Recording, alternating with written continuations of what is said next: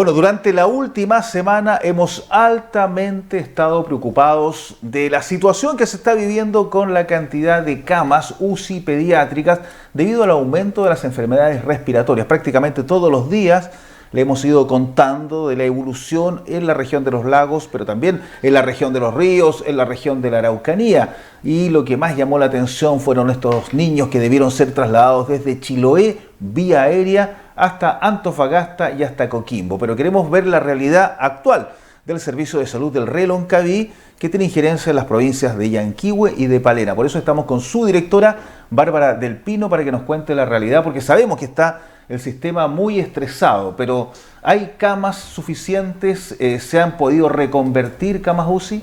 ¿Cuál es la situación? Sí. Bueno, primero saludarte, Juan Osvaldo.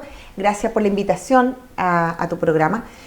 La situación es compleja. La situación no se había visto en los últimos 10 años. Un comportamiento viral tan agresivo. Los expertos que nos asesoran al ministerio, a la ministra, al subsecretario, de los cuales también decirle a las personas que nos están viendo que esto no empezó la semana pasada. Nosotros nos estamos reuniendo ya casi hace 2 meses con nuestro ministerio por vía remota todas las semanas. Sabíamos las tendencias. No hacíamos las predicciones que iban a tener en temas de ocupación de las camas y de la atención en la urgencia, pero la verdad es que así todo nunca vimos que iba a ser tan rápido. Se había pensado que esto iba a ser un poco más gradual. Hoy día se triplicó las atenciones de las urgencias pediátricas. Estamos teniendo alrededor de 170 consultas y llegamos un día a tener 200 consultas. ¿Y cuánto es lo normal? No, lo normal son 90, 70 en pediatría o menos. Pero en campaña de invierno siempre habían destreza, nosotros sabíamos que teníamos que poner, ¿no es cierto?, más recursos y así lo había pronosticado el ministerio. De hecho, nos envió recursos antes este año y que eso también es destacable, junto con el tema de la lista de espera, porque era una cosa prioritaria. Pero así todo, lo que está en estudio es el comportamiento viral, la agresividad de tan rápida evolución y que ha atacado a los niños, que son los que perdieron la inmunidad producto de estar, ¿no es cierto?, encerrados estos últimos años, que fueron los de pandemia. Claro, ahí podría haber una explicación, ¿no? Que muchos niños no salieron, no compartieron con otros, no se enfermaron finalmente de lo que era típico en el mes de junio, que son este tipo de virus, ¿no? Así es. Nosotros al estar en encierro perdimos esta cosa de, ¿no es cierto?, salir a jugar, de jugar con las piedras, de tener, ¿no es cierto?, contacto con elementos que nos hacían tener mayor inmunidad. Y con otros niños también. Y con otros niños. Entonces, aparte del encierro, el uso de las mascarillas, el lavado de manos y todo eso hizo a estos niños un poco más burbujas en el sentido de hacer, ¿no es cierto?, anticuerpos. Pero así todo tenemos que ir generando estos anticuerpos, pero hoy día estamos frente a esto que te explicaba, que es el aumento sobre todo del virus sincicial y de la influenza A. Pero aquí también es un llamado a la reflexión, porque Chile es un país súper serio con el tema de las vacunas, Juan Osvaldo, y nosotros tenemos certificado por el ISP y además que ya tenemos el comportamiento que trae el hemisferio norte en relación a las enfermedades respiratorias.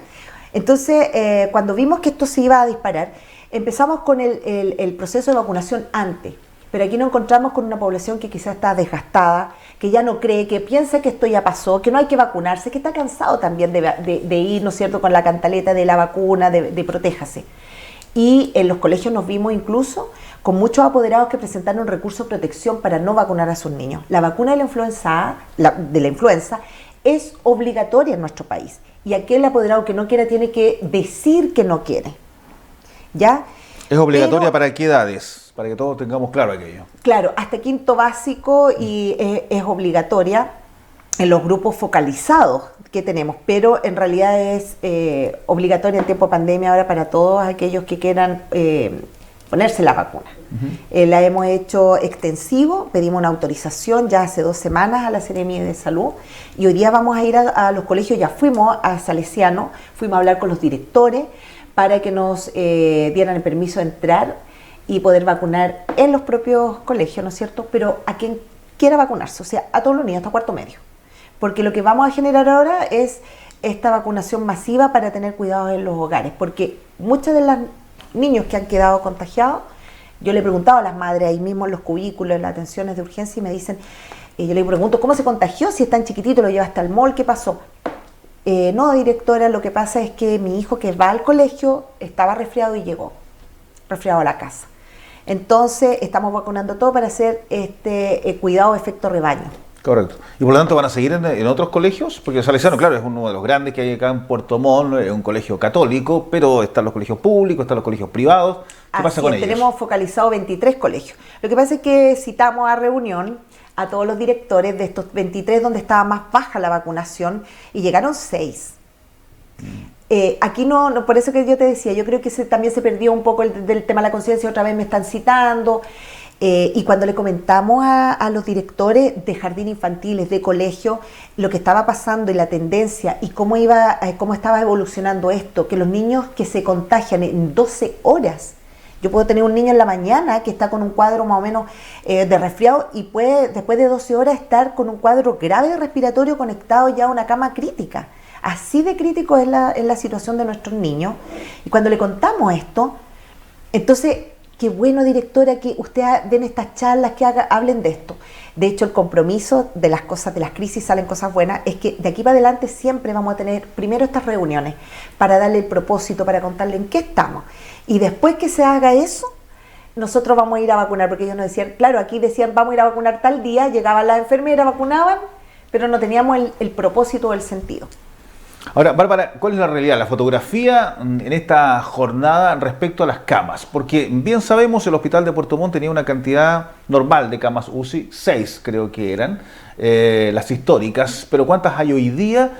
¿Y por qué no había camas hace una semana atrás y donde estos niños de Chiloé, que es lo que ha marcado probablemente más comunicacionalmente a nuestro país durante las últimas horas, debieron trasladarse más de 2.000 kilómetros desde Chiloé hasta Antofagasta? ¿Cómo no había ningún hospital, ninguna cama crítica entre Chiloé y Santiago? Es la primera pregunta que nos hace. Claro. O entre Santiago, o entre Chiloé y Valparaíso, por último. Pero ¿por qué Antofagasta finalmente? Sí. ¿No? Bueno, primero contarles que cuando se toma la decisión de convertir camas, que también es una decisión del Ministerio, donde nos chequean el tema de poder habilitar más camas de UPC pediátrico. Siempre estamos hablando de los niños, también aquí los adultos mayores, pero los niños es donde se ha focalizado mayoritariamente la sobredemanda. No es fácil crear una cama o armar una cama UCI.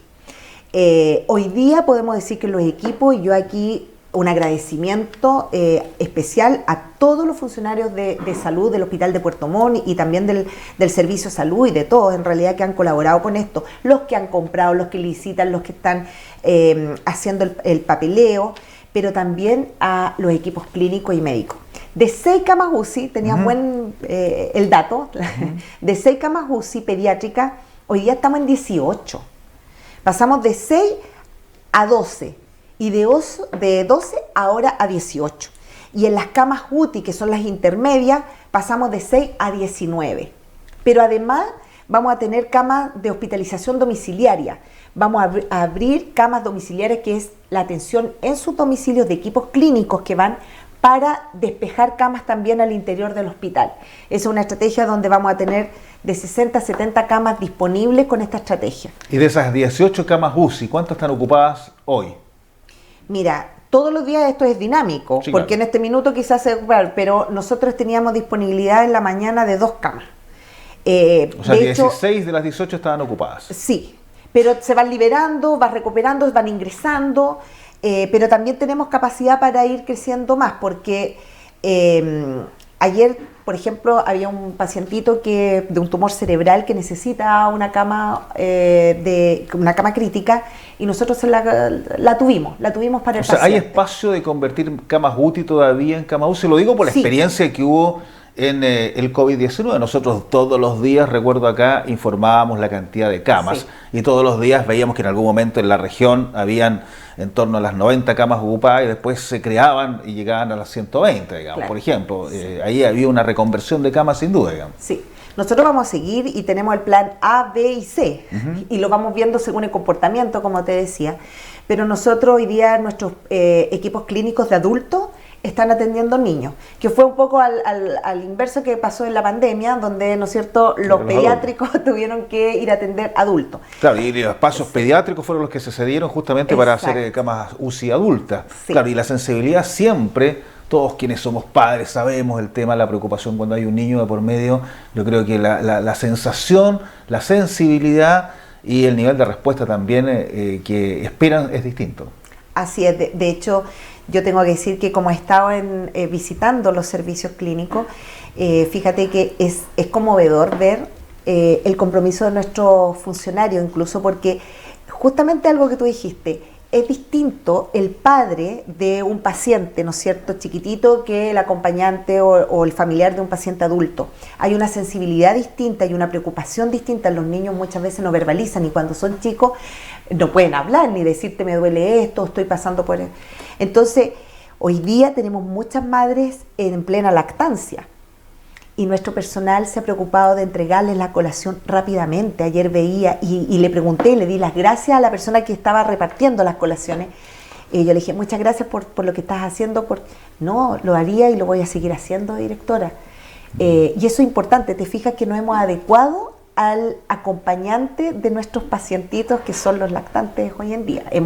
Más cunas compramos Berger para los acompañantes. ¿Está la posibilidad de que los papás estén en el hospital? Absolutamente. El miércoles llegan los Berger, 50 Berger que compramos, para tener más descansado a los papás de los chiquititos, de los acompañantes. Bárbara, entonces como directora del Servicio de Salud del Reloncaví, uno de los más relevantes del sur del país en términos de área geográfica, ¿qué se le dice a los padres que nos están viendo a esta hora respecto a esta enfermedad que hay tanta preocupación hoy día? Sí. Bueno, aquí el llamado, ¿esta es la cámara? Sí, ahí. El llamado es a que nos cuidemos, a que protejamos nosotros a nuestros familiares, a nuestros niños, niñas, a nuestros adultos. Porque es lamentable ver que al tener vacunas, al que son certificadas y que nos puede librar, ¿no es cierto?, de un acontecimiento fatal, nosotros no la estemos utilizando. Créanme que estamos haciendo todas las estrategias posibles para poder llegar a tiempo. Vamos a hacer todo lo que está en nuestras manos para adecuar más camas, para comprar más equipamiento, para estar, pero necesitamos sin duda de la colaboración de todos ustedes.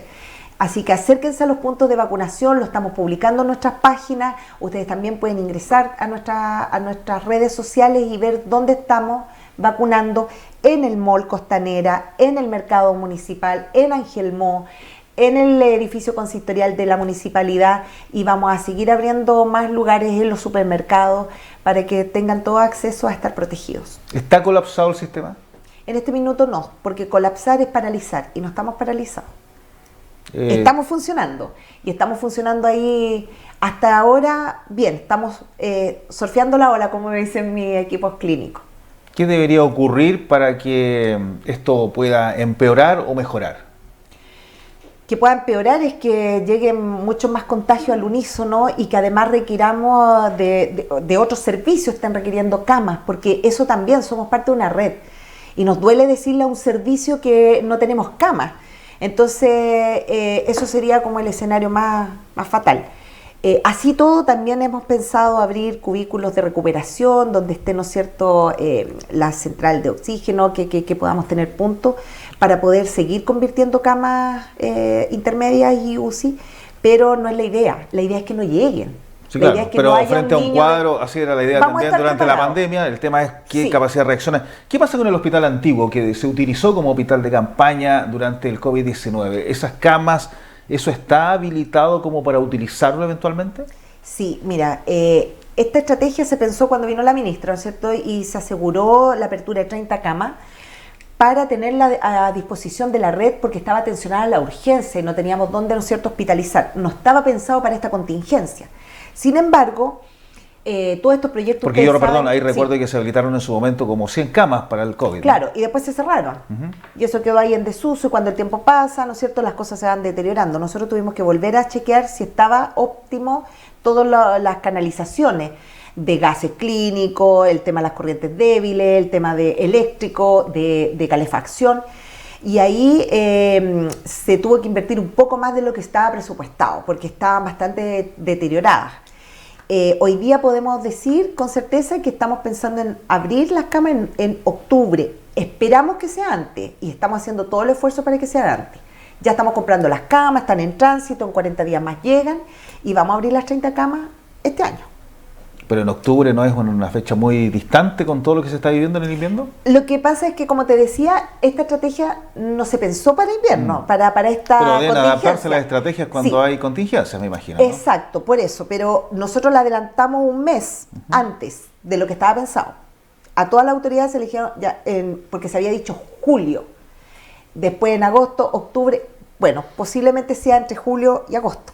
Pero no me quiero casar con la fecha porque cualquier cosa que ocurra o contingencia. Sin embargo, por eso abrimos el ODOM, la estrategia de la hospitalización domiciliaria para liberar camas al interior.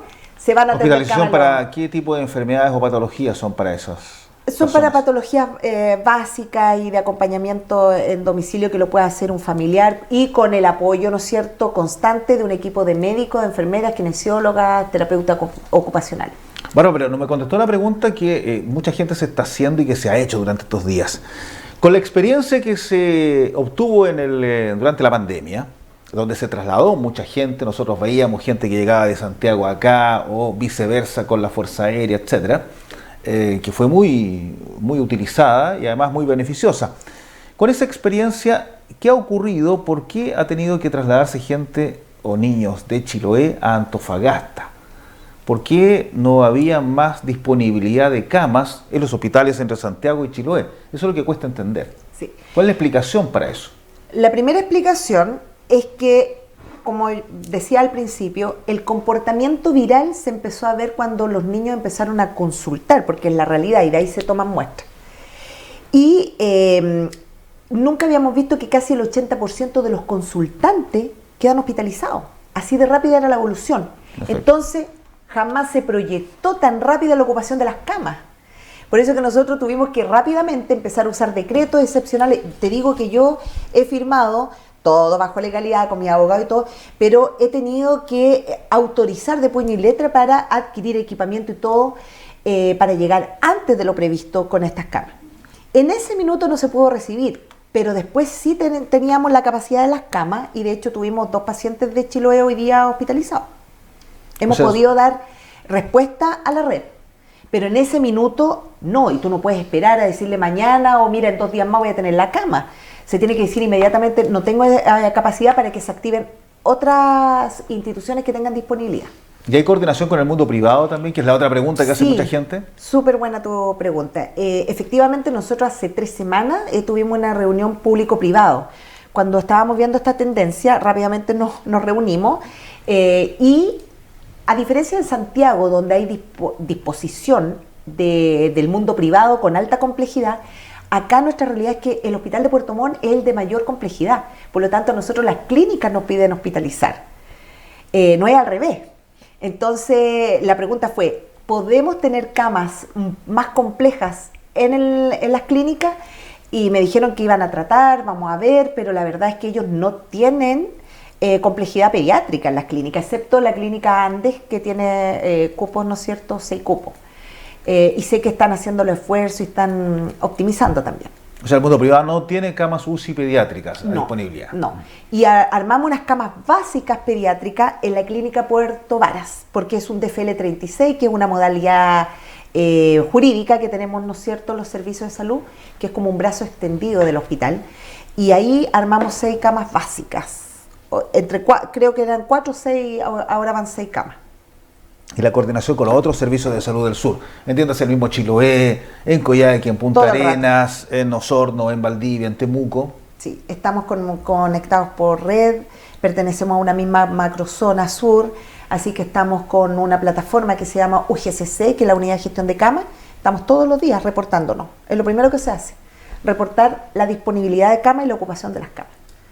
Perfecto, o sea, podríamos darle un nivel de tranquilidad a la gente que estaba muy preocupada respecto a esta situación, insisto, que marcó mucho este traslado de Chiloé a Antofagasta, porque se subentiende que todo lo que está en el resto de la zona está colapsado. Esa es como la lógica de entender ese traslado. Sí, no, la tranquilidad la tienen que tener, que aquí van a llegar a buenas manos, que sabemos lo que estamos haciendo, que estamos abriendo todas las posibilidades para que no sean derivados a otra región, pero que también esto ha sido con estrategia. Reforzamos el personal de urgencia en la atención primaria, reforzamos el personal en el hospital, compramos más equipamiento, y lo otro es que hicimos harta fuerza para que el Ministerio de Educación pudiera zafar de la solicitud de los certificados cuando un niño faltaba, el certificado médico, porque eso significaba el 30% de la carga de atenciones de urgencia estaba haciendo para solicitar un certificado médico. Entonces lo liberamos y ahora los colegios mucha gente haciendo tema administrativo cuando se requiere estar en la